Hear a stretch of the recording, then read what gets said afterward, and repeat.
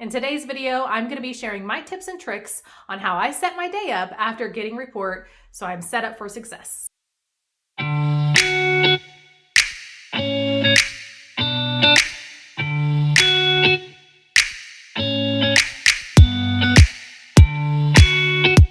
Hi, I'm Sarah. I am a critical care nurse educator and mentor, and also the founder of ICU Nurse. I take critical care concepts and break them down into easily digestible concepts that just simply make sense. So in order for me to have my day set up successfully, it all starts with how I navigate report. So here's the thing. Bedside shift report is a must for me. I would say 90% of the time I am going to be doing bedside shift report as a critical care nurse. Bedside shift report is a super effective tool for you to set up your day. It is the first step to set up your day regarding time management, prioritization, and it's also a major safety check. So although it does have an increase in patient satisfaction, I'm selfish. I do it for me, okay? And the patients, but really, I do it for myself as well because this is how I'm gonna set up my day and make sure that everything is before the person that I just got report from bolts on out of there, okay? Now, when I get bedside shift report, I do it a little bit differently than other people, and you're gonna do it differently. We all have our own thing, but this is what I do. I'm gonna log in the computer and go in that patient's chart as I'm getting report. And let me tell you why. So when I'm getting my bedside shift report from the off-going nurse, I am doing a lot of multitasking during that entire time. I'm writing stuff down as I'm listening, and I'm also validating stuff on the patient and looking up stuff in the computer all at once. It took some time to get there, but yes, that is what I do. So I log into the computer when I first go in the patient's room, and when I'm doing that, I'm gonna be looking at specific things. I'm looking at their labs. Most importantly, I wanna know what the patient's labs are because sometimes that is a piece that is gonna need to be a conversation. Like, hey, this potassium was 3.0. Did you cover that potassium? Great. Okay, do we need to give more potassium? Do I need to give more potassium? Are they due for a recheck? Is that recheck in? Great, awesome. I know what I need to redraw labs. Or if I'm just looking at anything as far as trends, because when we are critical care nurses, we're not looking at labs as a snapshot. We're gonna be looking at trends over the length. The second thing that I do when I'm in the computer is I do a very brief glance at the MAR. And when I'm looking at that MAR, I'm just looking to see what time my first med pass is. So I am usually a day shifter is what I've worked most of my career. But my first med pass usually in my career has been about around 9 o'clock. And with that 9 o'clock med pass, I just want to look and see, are there any super duper important medications that really cannot wait, or do I have a little bit of wiggle room? And how many medications am I giving? Is this med pass going to be like huge and take a lot of time, or is it going to be pretty easy? That way I just have a little bit of information of how I'm gonna set my day up. And remember, I'm doing all of this as I'm writing out the information that that off-going nurse is giving me. And after I'm done, so say they say, hey, this patient is intubated with a 7.5 at the 23 teeth, I'm gonna go over to the patient at the bedside and I'm actually gonna validate that. I'm gonna look at the ET tube right then and there because that is part of our assessment. And when I go in to do my full assessment, that part is already done. I did validate that, okay? Same with my event settings. And let me tell you, something that you should absolutely do with bedside shift report is always check your lines, drains, airways, and your drips. In addition to just looking at your drips, so following the bag, you really need to make sure as critical care nurses that we are looking at the bag and we're going to the pump and we're actually looking at the medication that is programmed in the pump.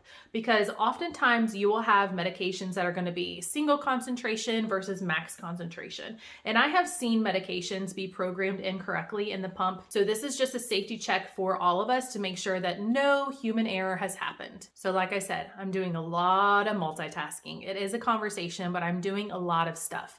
I'm assessing the patient with my eyes during this entire time. I get a lot of the assessment done during that bedside shift report. And I'm not talking about, am I listening to their lungs? No, I'm not doing any of that. I'm just visually assessing things and then asking questions if I need to. It does not take more time to do that. And it really does set your day up in a better way where you're just one step ahead. After I've gotten report on both of my patients, I do something which is very different compared to a lot of other nurses. I don't go back to the computer to look up my patients' labs and orders and all of that stuff. I don't go back to look at the notes. I don't do any of that. That's not the first thing, and that's not my top priority when I'm starting my day. I know the nursing gods are looking at me, probably shaking their head, but I'll tell you why. My priority for me is to go in and fully assess my patient. The orders that are in the chart are not going to change my assessment. My assessment is my assessment. So I'm going to be doing a very thorough, systematic assessment on my patient before I even do any of that, because I, again, want to be one step ahead. Now that I've gotten report on both of my patients, then I'm going to prioritize which patient I'm going to go assess first. And this is where it gets a little tricky as well, because maybe you have a very sick patient that is on multiple vasoactive medications and they are more unstable than the other patient. I may choose to see that stable patient that is just going to take me no time to get that assessment done before I know I'm going to be going into that other patient's room where I'm going to be spending a lot more time, because I don't want to start with that patient and then it's an hour and a half before I go over to see this other patient that's stable. There's a lot of factors that go into play of how you prioritize which one you're going to see. Of course, if the high acuity patient is super unstable and they have labile blood pressures and I'm actively having to be in there, of course it's going to be my top priority. The other patient's going to wait. So that does come with time, with learning how you're going to navigate that. I go see my first patient, depending on however I prioritize that. I do their assessment. Okay. Now I'm going to go back to the computer and chart my assessment of that patient. When I'm charting my assessment of that patient, I'm going to quickly go through their orders, quickly go through their notes. And then after I've done all that, then I'm going to go into my second patient's chart and I'm going to look at their medications and I'm going to go pull their medications from the Pyxis. After I've pulled those medications from the Pyxis, then I'm going to do their entire assessment, all of their routine care and their med pass all in one. So by this time, it's probably, I don't know, maybe like 9 o'clock-ish, roughly, depending on if we're saying like run of the, an average assignment. It's probably about 9 o'clock or so. But after I'm done with all that, then I'm going to go back out to the computer and chart that person's assessment. Okay, here's the thing. If you're noticing anything, it's that I don't wait to chart. Like, the last thing I want to do is stay late because I didn't chart. And I know that there are going to be some shifts where you just cannot chart and you do have to prioritize that. But oftentimes what I see currently is that people are not prioritizing that enough. And then it just lingers. It's just like a stressor that's on you and it's 2 o'clock, 3 o'clock. Oh, now it's 7 o'clock and you still haven't charted. That's a bad practice to get into. And if you're struggling with that, then it kind of shows that you need to work on your time management a little bit. Like I said, I'm not saying if things are crashing and burning, charting is definitely not a priority. Okay, you got to learn how to prioritize that stuff, but you can prioritize it where it's not a stressful thing for you. So I go back to the computer and I chart the second patient's assessment. Okay. Now, at that time, I'm looking up their orders, notes, anything that I feel like I need to have filled in that I didn't get in report or that I want to validate by orders or notes. After I've done that, it's probably around 9:30 or 10 o'clock. And guess what? That means it's time to turn your patient again. And now it's time to do their med pass, the first patient, their med pass. So I go to the Pyxis, pull all of their medications, go in, do their routine care, their 2-hour care, do their med pass, do their oral care, turn them, flip my urine, do any titrations that I need to do. And by that time, I'm caught up. My charting's good. My patients are cared for. I've done my med passes and I've done my assessments. And for me on day shift, this is roughly around the time where we're doing multidisciplinary rounds. So you do have to add that in there as well and factor that in.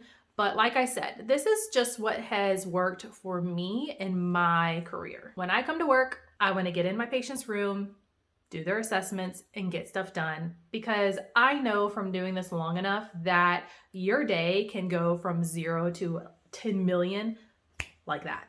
And the last thing that I want to do is be playing catch up all day. It's just like creates more stress for me than what I really wanted to deal with. And that's one thing that I talk to my new grads a lot about. I talk to them about getting a very solid routine down for their day, because if you don't have a solid routine down, when you inevitably get knocked off that routine because your patient coded, or you have to go do a stat scan, or they're lining your patient, or you have to transfer, whatever it might be, you get knocked off balance off of that routine. If you don't have a solid routine to fall back on, it's going to be very hard to recalibrate. And this is where clustering your care is also very important. It's a skill that you also have to learn as a new nurse or new to ICU. It's about learning how to group things and task, routine care, as well as like random care, like a dressing change or whatever, all into one. So if I know that I'm going in to reposition my patient or to even wean down or go up on some medications, I'm going to see what else can I do at that time. Is it time for me to flip my urine? Is it time for me to, do oral care? Is it time for me to do another assessment? What can I do as far as grouping things together to help me with my time? And that's going to be based on prioritization as well as just learning that skill of clustering your care together. So here are the key takeaways, okay? I always do bedside shift report.